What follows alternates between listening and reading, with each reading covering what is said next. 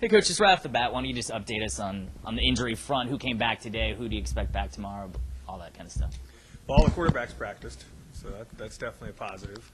Hal Kelly practiced, which is another positive. Mo McClure practiced, another positive. So a lot of positive things happened on the injury front. So I think we are getting healthier every day. Who exactly will play on Saturday? I'm not going to make that prediction until we get to Wednesday or Thursday, just because I'm not going to play guys unless they're 90 to 95% solid. And we have to see them run around and demonstrate that before I'm going to say, yeah, that's what we're going to do. Because it's a long grind, it's a long season, and we're not overlooking anybody. But the reality of the situation is, if you start playing at 80% in game 1, you're going to be at 65 or 70 by game 5. And we don't want to go backwards with guys. So we're going to make sure guys are feeling good about where they are physically before we make those decisions. So now that some of the pieces and the players are coming back, you know, how important is it to get that timing down for your triple option offense that's all about timing and everything, to kind of finally focus on that instead of who's here, who's not? Yeah.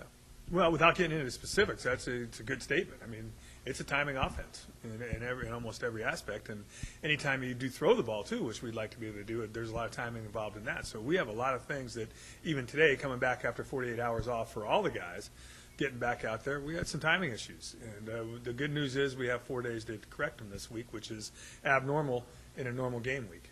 So we came back and got a full practice in on a Monday, and now we have the opportunity to have 2 more good ones, Tuesday and Wednesday, and then we'll start tapering it down on Thursday. But I think timing will come. I think it's something the players do know. It's actually getting out there and playing together as an 11-man unit. What do you know about Humboldt State? What are their strengths? What will you guys try and, without giving too much away? But yeah, I mean, I just think, you know, I've known Rob Smith for a while. I mean, he did a great job coaching against me when he was at Western Washington, and shoot, we were ranked second in the country where I was, and we had beaten Hawaii, and he came into town with a Division II team and almost beat us. And I think that his team is going to be extremely well prepared. I can guarantee you that much. I think their strength of their defense is probably up front in the defensive line. I think they got some guys that feel very good about. They got a transfer from the University of Oregon that we know quite a bit about, and definitely will give us some concerns that we better be able to deal with on Saturday. I think on the defense side of the ball, they have 7 or 8 returning starters. So they're going to be experienced on defense. On the offensive side of the ball, they have 6 or 7 returning starters. They got to replace some wide receivers, but I think they've done that, and I think Rob probably feels good in year 3 that he's got the thing going in the direction he wants to get it going in. So they're going to come here excited to have an opportunity to play an interstate school. They're going to have the opportunity to come and play a school at a higher division. Those are exciting times for programs, and I think he feels strongly that they're ready to come and give us all we can handle. All right, Coach, just kind of sum up real quick, last 3 weeks of practice, how does this team look overall, both sides of the ball? What are you happy with right now going into the first game of the season? Well, I know we've added some things offensively, and I think the players have adapted to those additions very well, which I think has probably been the best positive that I've seen so far, is that we've come a long way as a total package on the offensive side of the ball. I think certain players have improved. I mean, I could list Doug Shumway.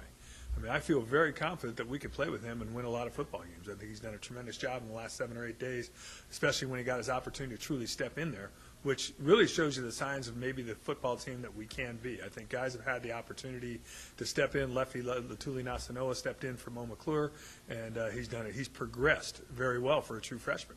And those are what you look for. You look for guys to get the opportunity and look for them to make steps towards what you want them to be at this level of college football. And I think we've had a lot of guys do that in the offensive side of the ball. Defensively, it's just, number 1, experience. We have a lot of experience. Number 2, experience with our staff that we've been able to add some things that we did not finish putting in last year just because we're a year further along as far as the knowledge of the base things that we do. And I think that's going to be a great addition to us. And I think we've added some players. And those added players, the depth in the first 3 weeks has definitely shown that we have 9, 10. We have some tough decisions to make when we travel the first road game as far as who travels and who doesn't, especially at certain positions. You guys feel like maybe you might have some more playmakers this year at your disposal then and that you didn't have last year? I think we have playmakers at every position. I really think we have enough speed, and we have guys that can really, really play. I think if I had to say one guy that has made a big step in who he is as a football player, it's Dave Marr.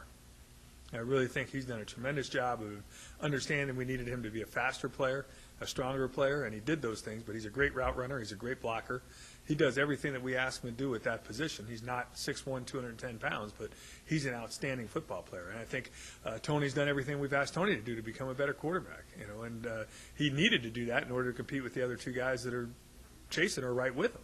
And I think we saw some great improvements in our skilled players, I think, over the the last 5 or 6 months, and that's going to make us a better team. I mean, and not having DJ, what's that mean? Yeah, it means that Mike Anderson, who I think is a very good football player, gets an opportunity to play a lot of plays this week, and I'm excited to see what he'll do with him. I'm sure he'll take advantage of it and make some plays for us that will be explosive. I know Mark Rogers got here a little late. How's he doing as far as just getting acclimated to everything and knowing the system? He'll be a work in progress. I mean, as far as getting exactly where we want him to be, but his role will be, what it will be this week will be determined as we get going further into the week. But he's making progress, and he's getting a lot of repetitions, and that'll help him. Tim, do you like playing a Division II opponent? Well, I mean, the way we really have to look at it is it's a football game. And if you look at college football across the country now, everybody's playing up and down and up. I mean, that's happening everywhere. Where we are right now, my preference probably would be, if we're going to be an FCS team, play 11 FCS team opponents. Mm-hmm. Because you get the highs and the lows, you get all the things you want to look for when you go play schools up. Yeah, that's great. But you want to make sure you have the opportunity to win those games too, because it is about winning and losing. And I think that this week it's on the other foot now. Now we're the team that's being looked at with a big target on our chest, and I think we need to be able to respond to that.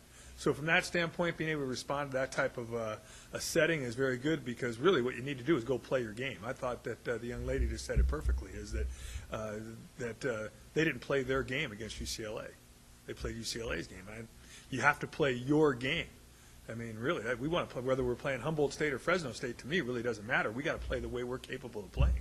And if we do that, things take care of themselves. And at the end of the day, that's all I can ask for, is that we play up to the abilities that we have. And if we do that, good things will happen for us. Do you hold anything back against Humboldt with Montana the following week? I think if you do that, I think that your players know you're doing it. And now you're sending a really bad message. I think the message has to be that we need to win this week. I'm not, you can't win the second one until you win the first one. Mm-hmm. So we have a game this week, and that's the most important thing that we have coming up is Humboldt State, and we need to understand that, and we need to prepare for Humboldt State, and we need to have everything that we have in our arsenal right now to go play them and beat them.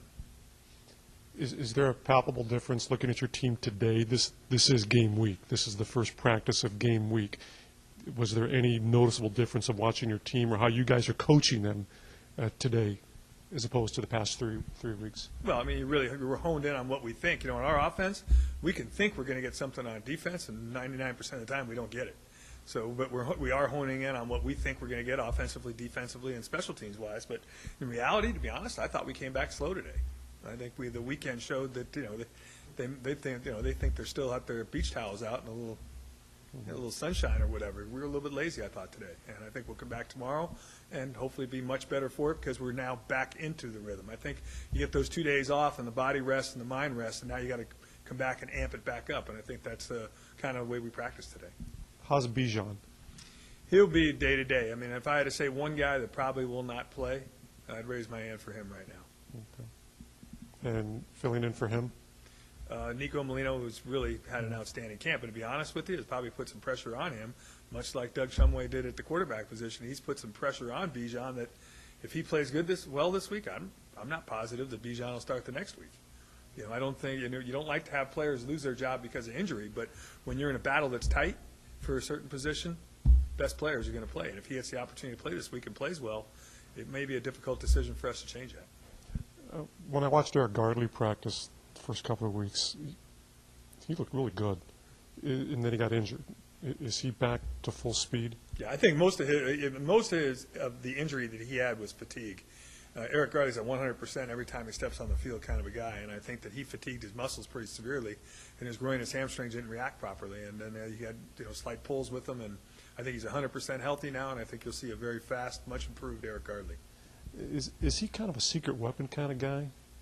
Good unkept secret that's no longer a secret right now, because I just said it on the screen. Eric Gardley is he played corner 2 years ago and came out and played wide receiver last year and was learning the skills of being a good wide receiver, was adamant about playing wide receiver, and I think that he's committed to it and we're committed to him on the other side of it. And I think he's done a great job. And to be honest with you, Kellen Moriarty behind him, I think pushed him even a little bit further, because I think all of a sudden he saw a guy behind him that was pretty close to him. So those two guys will play extensively on Saturday and both get the opportunities to make some plays.